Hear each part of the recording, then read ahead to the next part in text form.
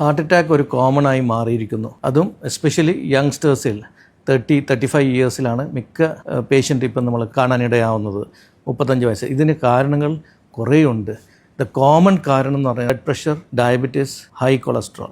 ഇത് സാധാരണ നമ്മൾ എല്ലാവർക്കും പറയുന്ന ഒരു കാരണമാണ്.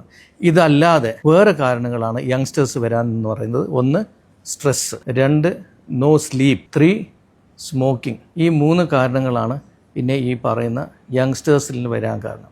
ഇപ്പം പല ആൾക്കാരും പറഞ്ഞു പോസ്റ്റ് കോവിഡ് ആൾക്കാർക്ക് വരുന്നുണ്ടെന്ന് പറയും. പോസ്റ്റ് കോവിഡ് എന്ന് പറയുന്ന സംഭവം ത്രോംബോജനിക് ഉള്ള ഒരു വൈറലാണ്.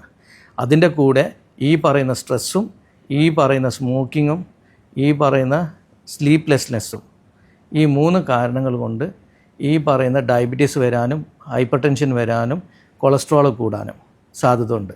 ഇത് മാത്രമല്ല, നമ്മൾ ഇതൊക്കെ വരുമ്പോഴത്തേക്ക് നമ്മൾ എക്സസൈസും മുടങ്ങും, ഞങ്ങൾ പറയുന്ന ഭക്ഷണങ്ങൾ കറക്റ്റായി കഴിക്കത്തുമില്ല. ഇതൊക്കെ വരുമ്പോഴാണ് ഹാർട്ടിന് ബ്ലോക്കുകൾ വരാനും ഹാർട്ട് അറ്റാക്ക് ഉണ്ടാവാനുള്ള സാധ്യത.